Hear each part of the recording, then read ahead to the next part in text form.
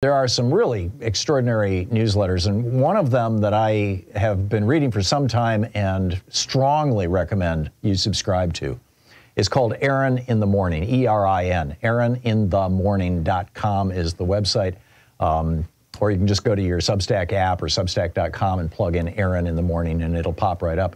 On Twitter, it's Erin in the Morn, M-O-R-N. And this is by Erin Reed, and heavily focused on trans issues. And on the line with us is Erin Reed, a journalist, mom, host of Erin in the Morning. Erin, welcome to the program. Hi, thank you so much for having me on. Yeah, thanks for joining us. So you have been covering trans issues and transphobia and violence against trans people and this insane hatred of trans people that the Republican Party has been, spreading for just brilliantly. Today's piece that you sent out, Florida bill would make accusation of transphobia defamation with a $35,000 penalty. Tell us about this. Yeah, so this just came out this morning, and a particular lawmaker in Florida filed a bill that would basically say that if you accuse somebody of transphobia or sexism or homophobia or racism, they could sue you for defamation with a penalty of up to $35,000. Interestingly enough, usually the defense of defamation is truth is an absolute defense against defamation. So there is a separate paragraph that says that you cannot use their religious or scientific beliefs to prove truth of your accusation. And so basically, a pastor, for instance, could get up on the pulpit and spew a bunch of hateful rhetoric, and you could not call that pastor transphobic or homophobic without risking a $35,000 lawsuit. That's insane. I mean, that sounds like censorship more than anything else to me. It does, and in fact, the same lawmaker last year was famous for the blogger bill, which made national headlines.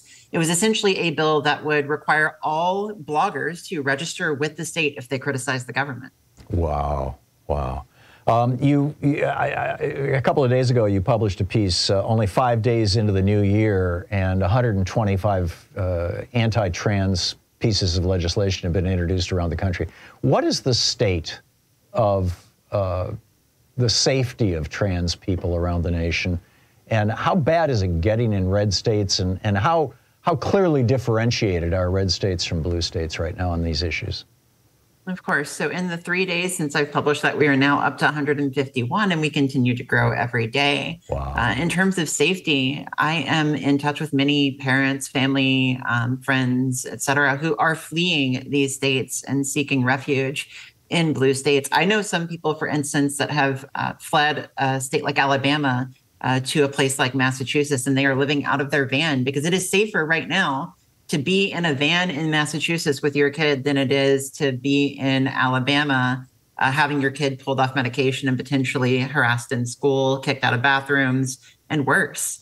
We see bills in some of these states like Florida and Ohio that make it impossible to get your health care. It pulls people off of medication. It makes it in Florida, for instance, if you go to the bathroom that matches your gender identity, if it's not of your assigned sex at birth, you can be in jail for up to a year if somebody tells you to leave. And so the temperature is getting hotter and hotter. And then I want to close off by saying in Texas, even if you leave, even if you get out and you go to Seattle, to Washington State, the Texas Attorney General, Ken Paxton, has filed a lawsuit to pull all of those patients back, to pull all of the medical records from Seattle Children's Hospital back into Texas. So that he can go after these trans people? Presumably. We know that, for instance, a couple of years ago, he was the one who started child abuse investigations against the parents of trans kids in the state.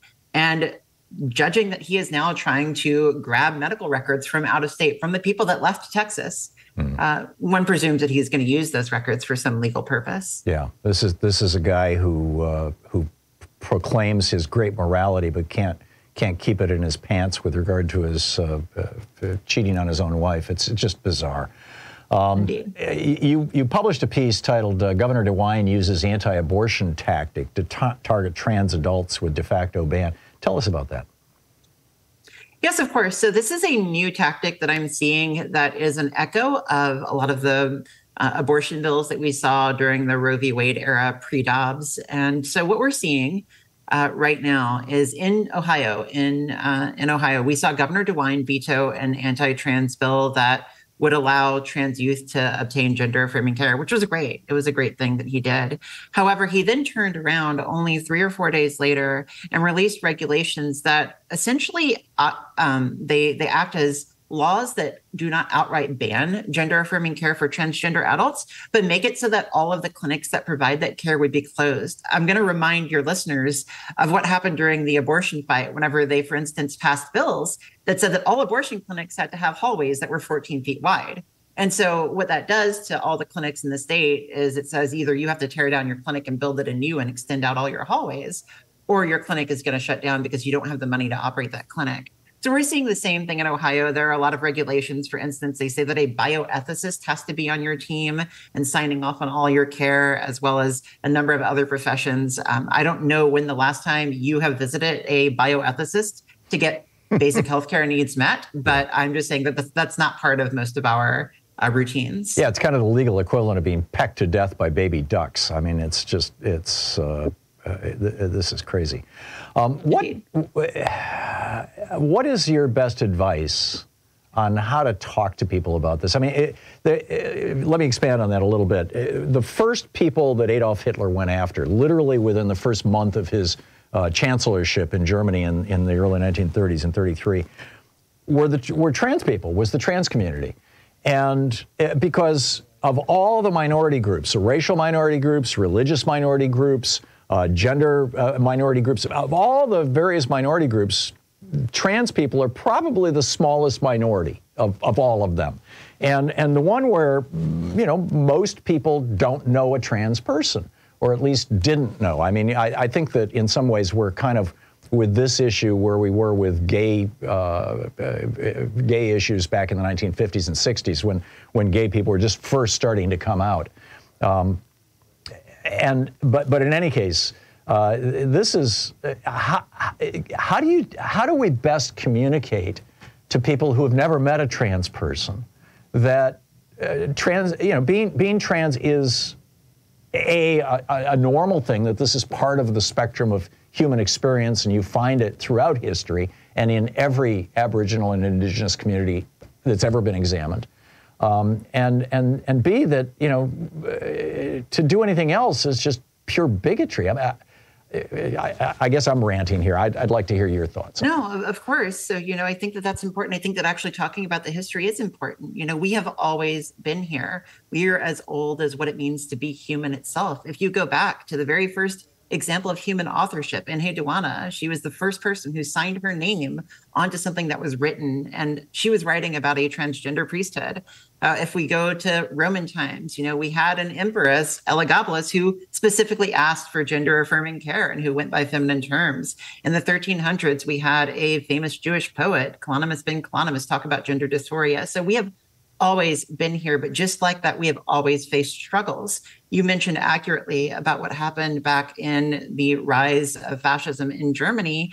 And what we saw indeed was the very famous book burning pictures that I'm sure so many of your audience remembers from their history books, the black and white pictures of books burning. Those books were of the first 30 years of transgender research by in the Institute of Sexology by Magnus Hirschfeld, a very famous researcher back then. And so in order to talk about where we are today, I think it's important to recognize that, like, we're part of human history. We've always been here. We're always going to be here. And we all have to kind of share this space together. And these laws that target us aren't going to eliminate us. It's just going to hurt us. Yeah, amen. Erin Reed, independent journalist, mom, host of Erin in the Morning, E-R-I-N, ErinInTheMorning.com, or Erin in the Morn on Twitter. You got to check it out. You need to subscribe to this newsletter over on Substack. Erin is producing just some really, really brilliant work. Erin, thanks so much for dropping by. It's great meeting you. Thank you for dropping by. Thank you so much for having me on. Bye. My pleasure. My pleasure.